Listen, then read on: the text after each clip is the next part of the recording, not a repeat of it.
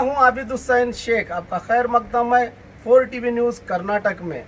आज के मौजूदा हालात पर रोज़ाना की तरह बीजापुर जिला अधिकारी ने प्रेस मीट करके रोज़ाना की तरह आज की अपडेट मीडिया के सामने रखी है। तो आज प्रेस मीट में जिला अधिकारी ने साफ साफ लफ्ज़ों में जनता को संदेश, मार्गदर्शन और चेतावनी भरे अंदाज में आगाह किया है कि दुनिया और देश ये एक नाजुक समय से गुजर रहा है। कोरोना वायरस एक कातिल वायरस जो पूरी दुनिया इससे आज लड़ रही है, इसको लेकर जनता के हेल्थ को लेकर कोई रिस्क नहीं लिया जा सकता। ये नाजुक समय चल रहा है, खासकर ऐसे वक्त में हम मूल सुविधाएं, फंडामेंटल राइट्स पर भी समझौता कर लें, क्योंकि इसके सिवा कोई दूसरा चारा नहीं है।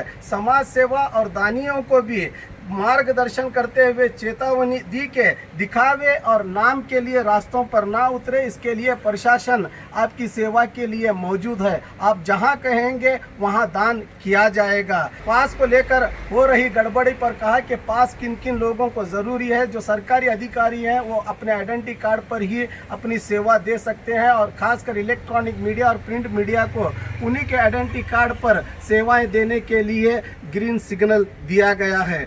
और लोगों को ज़रूरी जो सोशल डिस्टेंस है, तरकारी के लिए भी कमिश्नर के ज़रिए पास वितरण किए गए हैं। वो अपने अपने मोहल्ले और गलियों में घूम फिर कर तरकारी व्यापार कर सकते हैं। और सोशल डिस्टेंस जो भीड़ से बचने के लिए, खासकर कोरोना वायरस, इसके जो वायरस की जो सिम्टम्स हैं ये करीबी आने से अचानक जल्द से जल्द एक दूसरे में मुंतकिल होते हैं। इसीलिए लोगों से दूर रहकर व्यापार और ख़रीदारी करने के लिए भी निर्देश दिए गए हैं। ऐसे कई अहम मुद्दों पर आज जिला अधिकारी वाइस पाटिल और पुलिस वरिष्ठ अधिकारी अनुपम अग्रवाल ने संदेश, मार्गदर्शन और चेतावनी देते हुए प्रेस कॉन्फ्रेंस के जरिए मौजूदा परिस्थिति की आज अपडेट मीडिया के सामने रखी। ವಿಜಯಪುರ ಜಿಲ್ಲೆಯಲ್ಲಿ 321 ವಿದೇಶದಿಂದ ಆಗಮನ ಮಾಡಿದಂಥದ್ದು ಮತ್ತು ಲೋಕಲಿ ನಾವೇನು ಟೆಸ್ಟಿಗೆ ಕಳಿಸಿರ್ತೀವಿ ಅವ್ರನ್ನೆಲ್ಲ ಒಳಗೊಂಡು 321 ಜನರಿದ್ದಾರೆ. ಅದರಲ್ಲಿ 28 ದಿವಸಗಳನ್ನು 36 ಜನರು ಮುಕ್ತಾಯ ಮಾಡಿದ್ದಾರೆ.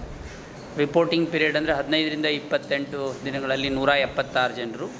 ಆಮೇಲೆ ಈಗ ನಮ್ಮ ಕ್ವಾರಂಟೈನಲ್ಲಿ ಇರೋರು 109 ಜನರು ಮಾತ್ರ, ಅತ್ಯಂತ ಕಡಿಮೆ ಇದೆ. ನಾವು 7 ಟೆಸ್ಟಿಗೆ ಕಳಿಸಿದ್ವಿ, 7 ನೆಗೆಟಿವ್ ಬಂದಾವೆ. ಇವತ್ತೊಬ್ಬರದ್ದು ಟೆಸ್ಟಿಗೆ ಕಳಿಸಿದ್ದೀವಿ, ಅವ್ರದ್ದು ರಿಪೋರ್ಟ್ ಅವೇಟೆಡ್. ಅದು ಏನು ವಿದೇಶದ್ದು ಇದು ಇಲ್ಲ, ಬಟ್ ನಮ್ಮ ಡಾಕ್ಟರ್ಗಳು ಅವ್ರದ್ದು ನಿಮೋನಿಯಾ ಅವರಿಗೆ ಇರೋದರಿಂದ ಅದರ ಬಗ್ಗೆ ಅವ್ರದ್ದು ಡೌಟ್ಫುಲ್ ಇರೋದರಿಂದ ಅದೊಂದು ಕಳಿಸಿದ್ದಾರೆ. ಅದನ್ನು ಹೊರತುಪಡಿಸಿ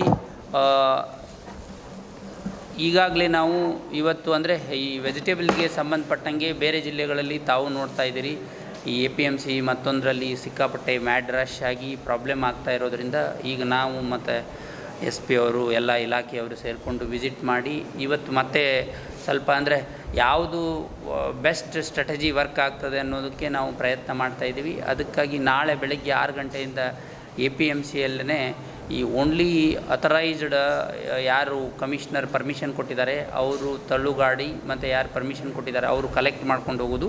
ರೈತರು ಅಲ್ಲಿ ಸೋಷಿಯಲ್ ಡಿಸ್ಟೆನ್ಸಿಂಗ್ ಮಾಡಿ ಮಾರಾಟ ಮಾಡುವಂಥದ್ದಕ್ಕೆ ನಾವು ವ್ಯವಸ್ಥೆ ಮಾಡ್ತಾಯಿದ್ದೀವಿ ನಾಳೆ. ಅಷ್ಟೇ ಅಲ್ಲದೆ ಇವತ್ತು ನಾವು ಪ್ರತಿ ನಮ್ಮಲ್ಲಿ ಎಷ್ಟು 35 ವಾರ್ಡ್ಗಳಲ್ಲಿ ಅಂಗನವಾಡಿ ಕೇಂದ್ರಗಳು ಎಲ್ಲೆಲ್ಲಿದಾವೋ ಅಲ್ಲಿ ನಾವು ಅಂಗನವಾಡಿ ಕಾರ್ಯಕರ್ತೆಯರನ್ನ ಮತ್ತು ಸೂಪರ್ವೈಸರ್ಗಳನ್ನು ಅಲ್ಲಿ ನಾವು ವಿಶೇಷವಾಗಿ ಅಲ್ಲಿ ಮಕ್ಕಳಿಗೆ ಮತ್ತು ಇತರೆ ತೊಂದರೆಗಳಾದರೆ ನಮಗೆ ಇಮಿಡಿಯೇಟಾಗಿ ನಮಗೆ ರಿಪೋರ್ಟ್ ಮಾಡೋದಕ್ಕೆ ಅಪಾಯಿಂಟ್ ಮಾಡ್ತಾಯಿದ್ದೀವಿ. ಅದಕ್ಕೆ ಹೋಲ್ ಸಿಟಿಗೆ ಒಬ್ಬರಿಗೆ ನೋಡಲ್ ಆಫೀಸರ್ ಅಂತೂ ಅಪಾಯಿಂಟ್ ಮಾಡ್ತಾಯಿದ್ದೀವಿ.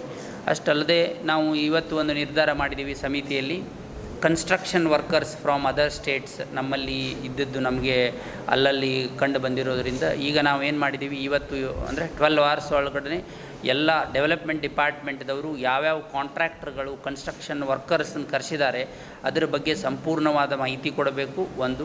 ಎರಡನೇದು, ಆ ಮಾಹಿತಿ ಒಂದಿಗೆ ಅವರು ಅವ್ರದ್ದು ವ್ಯವಸ್ಥೆ ಏನೇನು ವ್ಯವಸ್ಥೆ ಮಾಡಿದ್ದಾರೆ, ಅವ್ರನ್ನ ಎಲ್ಲೆಲ್ಲಿ ಇಡೋದು ವ್ಯವಸ್ಥೆ ಮಾಡಿದ್ದಾರೆ, ಅವರಿಗೆ ಊಟ ತಿಂಡಿದು ಏನಾದರೂ ವ್ಯವಸ್ಥೆ ಮಾಡಿದ್ದಾರೆ ಅಥವಾ ವ್ಯವಸ್ಥೆ ಆಗಲಿಲ್ಲ ಅಂದರೆ ನಮಗೆ ಇಮಿಡಿಯೇಟ್ ರಿಪೋರ್ಟ್ ಮಾಡಬೇಕು. ಜಿಲ್ಲಾಡಳಿತದಿಂದ ಅದರ ವ್ಯವಸ್ಥೆಯ ಕ್ರಮವನ್ನು ನಾವು ತಗೊಳ್ತೀವಿ. ಯಾಕಂದರೆ ನಮ್ಮಲ್ಲಿ ಕೃಷ್ಣ ಭಾಗ್ಯ ಜಲ ನಿಗಮ, PRED ಮತ್ತು ವಾಟರ್ ಬೋರ್ಡ್ ಇವರು ವಿವಿಧ ಇಲಾಖೆದವರು ರಾಜಸ್ಥಾನ, ಆಂಧ್ರ ಪ್ರದೇಶ್, ತಮಿಳುನಾಡು ಅಲ್ಲಿ ಇಲ್ಲಿ ಮಹಾರಾಷ್ಟ್ರದಿಂದ ಬಂದು ವರ್ಕರ್ಸ್ ಇದ್ದಾರೆ. ನಮ್ಮ ಜಿಲ್ಲೆಯಿಂದ ಬೇರೆ ಕಡೆ ಹೋದಲ್ಲೂ ಅವರು ಫೋನ್ ಮಾಡ್ತಾ ಇದ್ದಾರೆ, ನಮಗೆ ತೊಂದರೆ ಆಗ್ತಾ ಇದೆ ಅಂಥೇಳಿ. ಈಗ ಮಾನ್ಯ ಪ್ರಧಾನಮಂತ್ರಿಗಳು, ಮಾನ್ಯ ಮುಖ್ಯಮಂತ್ರಿಗಳ ನಿರ್ದೇಶನದ ಪ್ರಕಾರ ಯಾರೂ ಜಿಲ್ಲೆಯನ್ನು ಬಿಟ್ಟು ಹೊರಗಡೆ ಹೋಗುವಂತಿಲ್ಲ. No special case also, special permission ಅಂತೂ ನಮಗೆ ಏನೂ ಅಧಿಕಾರ ಕೊಟ್ಟಿಲ್ಲ. ಹೀಗಾಗಿ ಆ ಜಿಲ್ಲಾಧಿಕಾರಿಗಳ ಜವಾಬ್ದಾರಿ ಬೇರೆಯವರು ನಿಮ್ಮಲ್ಲಿದ್ದರೆ ಅವ್ರದ್ದು ಸೆಲ್ಟರ್ ಮತ್ತು ಅವ್ರದ್ದು ಊಟದ ವ್ಯವಸ್ಥೆಯನ್ನು, ಮತ್ತೊಂದು ವ್ಯವಸ್ಥೆ ಏನಾದರೂ ಇದ್ದರೆ ಆ ಜಿಲ್ಲಾಧಿಕಾರಿಗಳೇ ಜವಾಬ್ದಾರಿ ಇರೋದರಿಂದ ಗೋವಾದಲ್ಲಿರಲಿ ಮತ್ತೊಂದು ಜಿಲ್ಲೆಯಲ್ಲಿರಲಿ ನಮಗೆ ಯಾವುದೇ ಮಾಹಿತಿ ಬಂದ್ರೂ ಸಹಿತ ನಾವು ಏನೂ ಮಾಡೋಕ್ಕಾಗೋದಿಲ್ಲ, ಅನುಮತಿ ನೀಡೋಕ್ಕಾಗೋದಿಲ್ಲ, ಲಿಖಿತ ಪರ್ಮಿಷನ್ ಯಾರಿಗೂ ಕೊಡ್ತಾ ಇಲ್ಲ.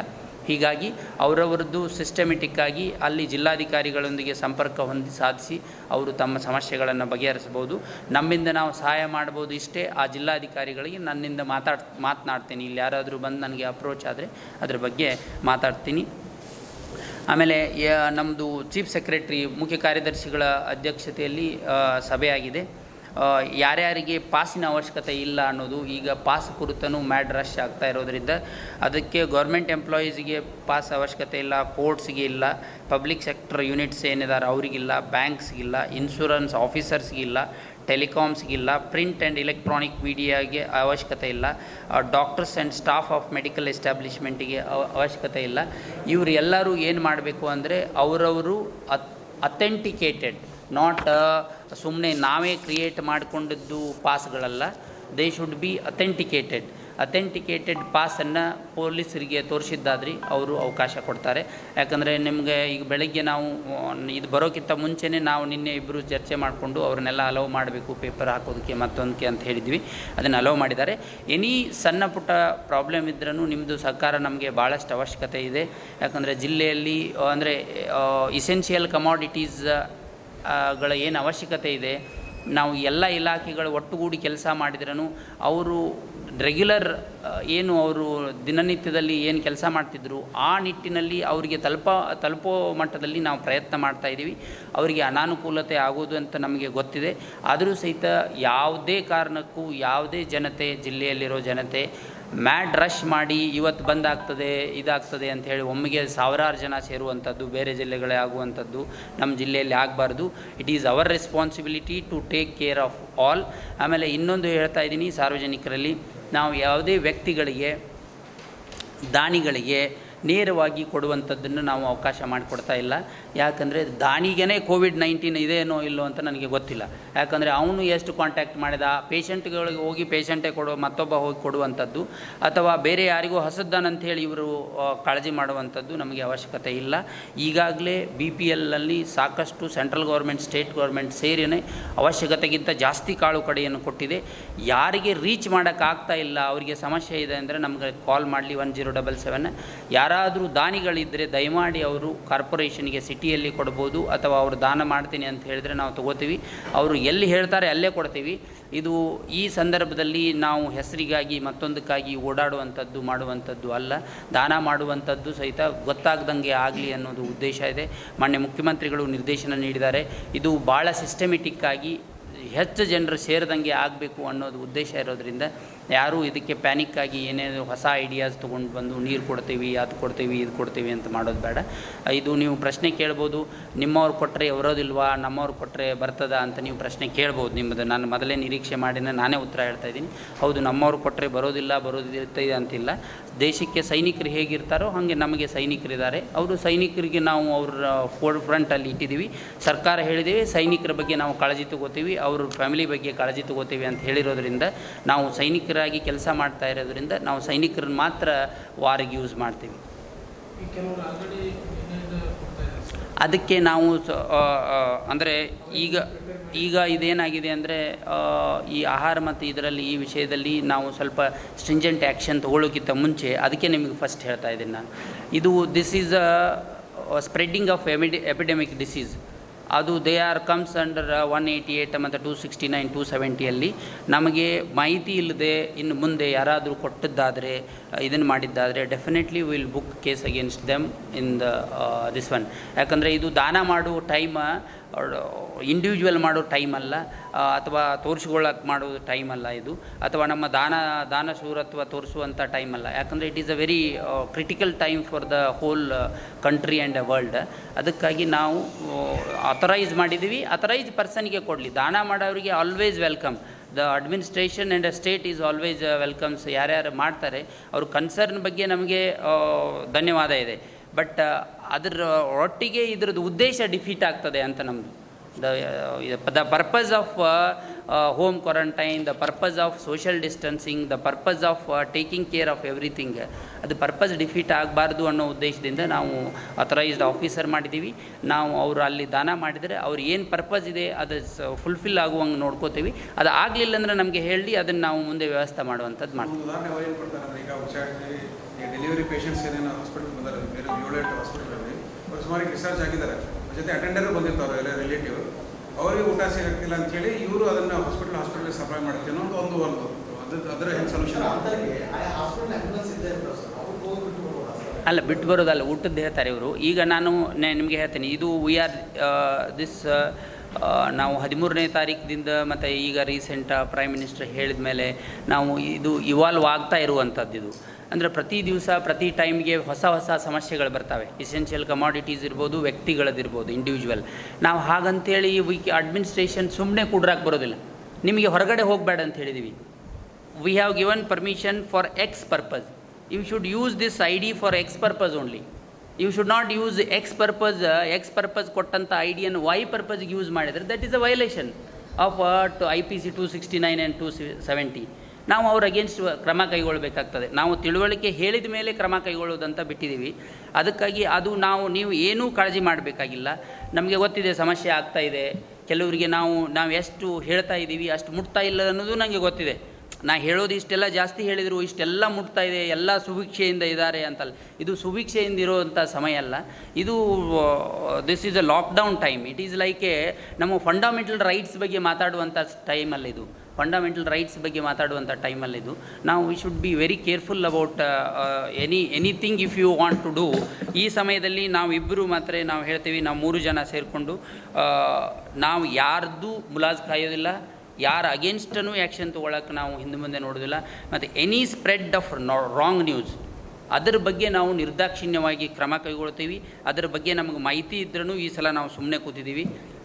ಅದು ಯಾರಾದರೂ ಮಾಡಿದರೆ ನಾವು ಯಾರನ್ನು ನಾವು ಸ್ಪೇರ್ ಮಾಡೋದಿಲ್ಲ. ಅದು ಇವರು ನಮ್ಮ SP ಅವರು ಹೇಳ್ತಾರೆ, ಇದಕ್ಕೆ ನಾವು ಅವಕಾಶ ಕೊಡಬಾರ್ದು. ನಿನ್ನೆ ಚೀಫ್ ಮಿನಿಸ್ಟರ್ ನಮಗೆ ಕ್ಲಿಯರ್ ಕಟ್ಟಾಗಿ ಹೇಳಿದ್ದಾರೆ, ನೋ ಬಡಿ ಶುಡ್ ಬಿ ಸ್ಪೇರ್ಡ್ ಅಂತ ಹೇಳಿ. We will take action according to that. Please ಅವರಿಗೆ ನಾವು ಎಕ್ನಾಲಜ್ಮೆಂಟು ಕೊಡುವಂಥ ವ್ಯವಸ್ಥೆ ಮಾಡ್ತೀವಿ. ಸರ್, ಈಗ ಎಲ್ಲವೂ ಇದೆ ಸರ್, ಯಾವುದೋ ದೊಡ್ಡ ಸಮಸ್ಯೆ ಅಂತ ನಮಗೆ ಕಂಡುವಂಥ ಸಮಸ್ಯೆ 2-3 ದಿನದಿಂದ ನಾವು ತರಕಾರಿ ಏನೂ ಸಮಸ್ಯೆ ಬೇಕಾಗ್ತದೆ. ಈಗ ನಾಳೆ ಆ ಕಡೆ ನಾವು ತರಕಾರಿ ಮಾರ್ಕೆಟ್ ಮಾಡಿದ್ವಿ. ಇವತ್ತು ಕೂಡ ಸರ್ ಅಲ್ಲಿ ಸೋಷಿಯಲ್ ಡಿಸ್ಟೆನ್ಸು ಚೆನ್ನಾಗಿತ್ತು, ಆದರೆ ಜನ ತುಂಬ ಮುಗಿಬೀಳ್ತಾ ಇದ್ರು. ಅವರಿಗೆ ಸೇಫ್ ಪ್ರಿಕಾಷನ್ ಯಾರು ತೊಗೊಳ್ತಾ ಇಲ್ಲ. ಮಾಸ್ಕ್ ಇಲ್ಲ, 10 ಜನ ಕೂಡ ಕರೆಕ್ಟ್, ಅದೊಂದು ಅವಾಯ್ಡ್ ಮಾಡ್ಬೇಕು ಸರ್. ಇಲ್ಲ, ಈಗ ನಾವು ಇವತ್ತು ಡಿಸೈಡ್ ಮಾಡಿದ್ದೀವಿ. ಇನ್ನೊಂದು ದುರಂತ ಸರ್ ಅಲ್ಲಿ ಆಗಿದ್ದಂದರೆ, ಇವನು ಕಾರ್ಪೊರೇಷನ್ ಕಾಂಟ್ರಾಕ್ಟ್ ಮಂದಿ ಬಂದು ಒಬ್ಬೊಬ್ಬರಿಗೆ ದುಡ್ಡು ವಸೂಲಿ ಮಾಡ್ತಾರೆ. ಇನ್ಯಾಕಪ್ಪ ದುಡ್ಡು ತೊಗೊಂಡಿದ್ರೆ, ನಾನು 21 ಲಕ್ಷ ಕಾರ್ಪೊರೇಷನ್ ಕಟ್ಟಿ ಕಾಂಟ್ರಾಕ್ಟ್ ಹಿಡಿತೀನಿ ಅಂತಂದರೆ 3 into 4 ಜನಕ್ಕೆ 3 ರೂಪಾಯಿ ಇದೆ ಸರ್ ಗೋಲ್ಸ್ ಪ್ರಕಾರ. ಇವನು ಒಂದು ಟ್ರೇ 10 ರೂಪಾಯಿ ವಸೂಲು ಮಾಡ್ತಾನೆ ಸರ್. ರೈತ ನನ್ನ ಹತ್ರ 5 ಟ್ರೇ ಇಟ್ಕೊಂಡೆ 50 ರೂಪಾಯಿ ಸೋಟ. ರೈತ 5 ಗಂಟೆಗೆ ಎದ್ದು ಜನರಿಗೆ ಅನುಕೂಲ ತರಕಾರಿ ತರ್ತಾರೆ. ಒಂದು ಟ್ರೈಗೆ 10 ರೂಪಾಯಿ ಇದೆ. 2/2 100 ಸರ್, ಅದು 1.5 into 2 ಇರುತ್ತೆ. ಅದಕ್ಕೆ 10 ರೂಪಾಯಿ ತಂದರೆ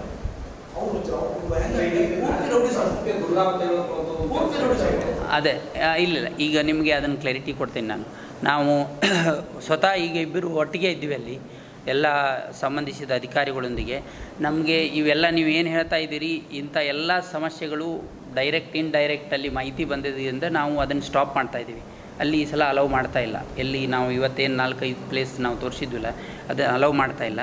ನಾವು ತಕ್ಷಣದಿಂದನೇ APMCಯಲ್ಲಿ ಅದನ್ನು ಮಾರ್ಕಿಂಗ್ ಮಾಡಿ, ಇವರು 1,000ರಷ್ಟು ರೈತರು ಬರ್ತಾರೆ, ಒಂದು ಡಿಸ್ಟ್ರಿಬ್ಯೂಷನ್ ಅಲ್ಲಿಂದನೇ ಆಗಬೇಕು. Only authorised person will take away.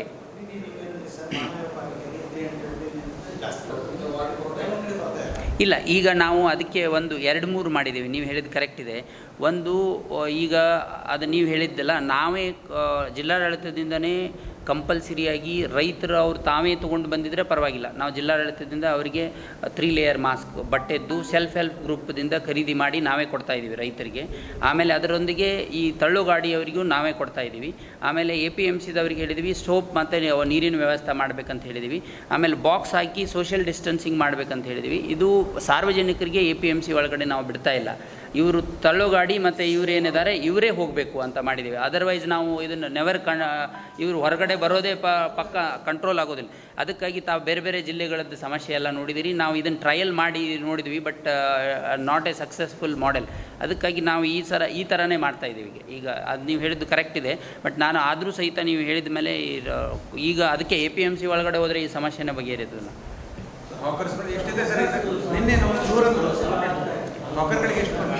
ಈಗ ನಿನ್ನೆ 150 ಇತ್ತು. ಇವತ್ತಿಗೆ ಅವರು ಅರೌಂಡ್ 300-350 ಮಾಡ್ತೇನೆ ಅಂತ ಹೇಳಿದ್ದಾರೆ. ಇಲ್ಲ, ಅದನ್ನು ನಾವು ಸಾಹೇಬ್ರು ಮಾತಾಡ್ತಾರೆ. ಇವತ್ತು ಅದು ಪರ್ಮಿಷನ್ ಕೊಟ್ಟರು. ಅದು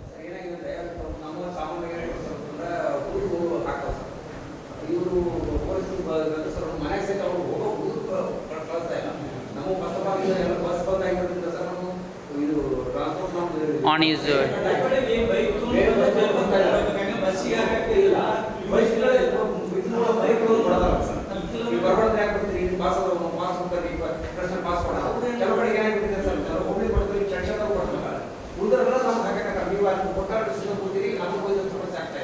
ಇಲ್ಲ. ಈಗ ನಾವು ಒಂದೇ ನಿಮಿಷ ಹೇಳ್ತೀನಿ.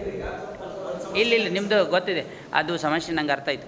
ಈಗ ಇದು ನಿನ್ನೆ ನಾನು ಒಂದು ಆದೇಶ ಮಾಡಿದ್ದೆ, ಅದರ ಬೇಸ್ ಮೇಲೆ ಚರ್ಚೆಂದವನು ಕೊಟ್ಟಿದ್ದಾನೆ.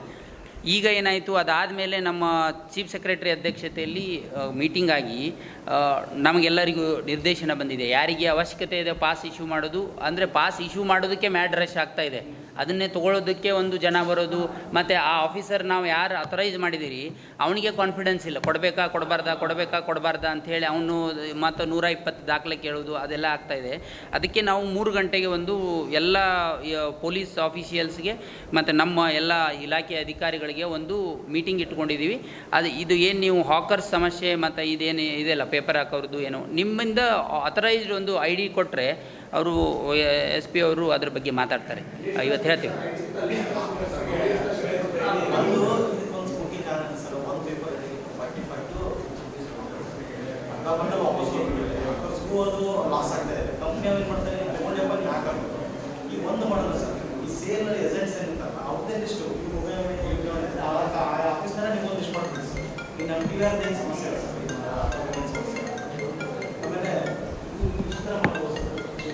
ಅಲ್ಲ, ನಾವೇನು ಹೇಳ್ತಾ ಇಲ್ಲ. ಈಗ ನಾವೇನು ಹೇಳ್ತಾ ಇದ್ದೀವಿ, ಈಗ ಫಾರ್ ಎಕ್ಸಾಂಪಲ್ ಎಕ್ಸ್ ಪೇಪರ್ದು ನಿಮ್ಮದು ಇತ್ತಂದರೆ ನಿಮ್ಮ ಇಲ್ಲಿ ಲೋಕಲ್ ಎಡಿಟರ್ ಯಾರಿದಾರಲ್ಲ ಅವ್ರದ್ದು ಒಂದು ID ಅವರಿಗೆ ಒಂದು ಕೊಟ್ಟರೆ ಸಾಕು, ಅವ್ರನ್ನೇ ಅಲೌ ಮಾಡ್ತೀವಿ ಅಂತ ಹೇಳ್ತಾ ಇದ್ದೀವಿ ನಾವು.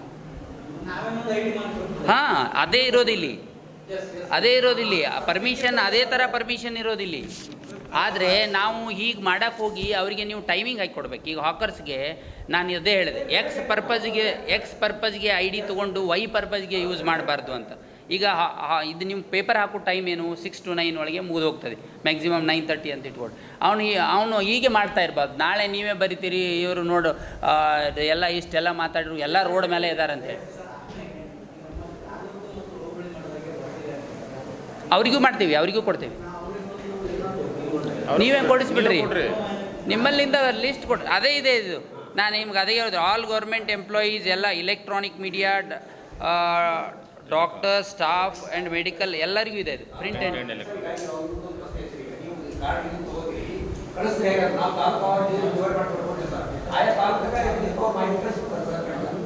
ಅಷ್ಟೇ. ನೀವು ಯಾರಿಗೆ ಕೊಟ್ಟಿದ್ದೀರಿ ಅನ್ನೋದು ನಮಗೊಂದು ಲಿಸ್ಟ್ ಕೊಡಬೇಕು ಅಷ್ಟೇ ಪೊಲೀಸ್ಗೆ. ನೀವು ಯಾರಿಗೆ ID ಕೊಟ್ಟಿದ್ದೀರಿ ಬೇಕರಿ ಮಾಡಿದ್ದಾರೆ ಅದಕ್ಕೆ. ಹೌದು, ಅದನ್ನೇ ಇವತ್ತು ಮೀಟಿಂಗ ಇದು ಕನ್ಫ್ಯೂಷನ್ ನಿಮಗೆ ಹೇಳಿದ್ದು ಅವರು ಇಂಪ್ಲಿಮೆಂಟ್ ಮಾಡ್ತಾ ಇಲ್ಲ ಅಂಥೇಳಿ ನಿಮ್ಮ ತಕರಾರು ಇತ್ತಲ್ಲ, ಅದಕ್ಕೆ 3 ಗಂಟೆಗೆ 3 ಜನ ಸೇರ್ಕೊಂಡು ನಾವು VC ಇಟ್ಟಿದ್ದೀವಿ. ಅಂದರೆ ನಾವು ಏನು ಹೇಳ್ತಾ ಇದ್ದೀವಿ ಅಲ್ಲಿ ಕಮ್ಯುನಿಕೇಟ್ ಆಗಬೇಕು. ಮತ್ತು ದಯಮಾಡಿ ನಾನು ಹೇಳ್ತೀನಿ, ಅವ್ರದ್ದು ಇಂಟೆನ್ಷನ್ ಇಲ್ಲಿ ಮೇಲೆ ಬರ್ತಾರೆ, ಅದನ್ನೆಲ್ಲ ಓದಲಿಲ್ಲ. ಇಂಟೆನ್ಷನ್ ಏನಿದೆ ಅಂದರೆ ಎಷ್ಟು ಸಾಧ್ಯ ಆಗ್ತೈತೆ ಅಷ್ಟು ಕಡಿಮೆ ಜನ ಯೂಸ್ ಮಾಡಬೇಕು ಅಂತ. ಈಗ ಇಲ್ಲೇ ಒಂದು ಸಮಸ್ಯೆ ಆಯ್ತು. ಈಗ ತಾವು ಹೇಳತ್ತೀರಿ ಮೀಡಿಯಾದವ್ರಿಗೆ ಪಾಸ್ ಬೇಕಲ್ಲ, ಅವ್ರು ಅಥೆಂಟಿಕೇಟೆಡ್ ಪಾಸ್ ನಡೀತದೆ ಅಂತ. ಈಗ ವಾರ್ತಾ ಇಲಾಖೆ ನಮ್ಗೆ ಫೋನ್ ಮಾಡಿ ಕರೆಕ್ತಾರೆ, ನೀವು ಒಂದು ಫೋಟೋ ತೊಗೊಂಡ್ಬಿಡ್ರಿ, ನಾವು ಪಾಸ್ಪೋರ್ಟ್ ಇಲ್ಲ ಅಲ್ಲಲ್ಲ ಅದು ನಿನ್ನೆ ಡಿಸಿಷನ್ ಅದು. ಈಗ ಇಲ್ಲ ಅವ್ರದ್ದಲ್ಲಿ ನಮಗೆ ಏನಿಲ್ಲ. ಈಗ ನೀವೇ ಜವಾಬ್ದಾರಿ. ಈಗ ನೀವು ಎಲ್ಲಾದರೂ ತಪ್ಪು ನೀವು ಪ್ರಿಂಟ್ ಮಾಡಿ ಏನೋ ಮಾಡ್ಕೊಂಡ್ರೆ ಅಂದ್ರೆ ನಿಮಗೆ ಹಿಡ್ಕೋತೀವಿ ನಾವು. ಇದು ಸಾಯಂಕಾಲ ಬಂದಿದೆ. ಸೊ ಈಗ ಎಲ್ಲರಿಗೆ ಈಗ ಮತ್ತೆ ಕ್ಲಾರಿಫಿಕೇಶನ್ ಮಾಡ್ಬಾರ. ಈಗ ಅದನ್ನು ಇಟ್ಕೊಡ್ರಿ ಇದನ್ನು ಇಟ್ಕೊಡ್ರಿ ಅಷ್ಟೇ. तो और खबरों के लिए देखते रहिए 4 TV न्यूज़ कर्नाटका।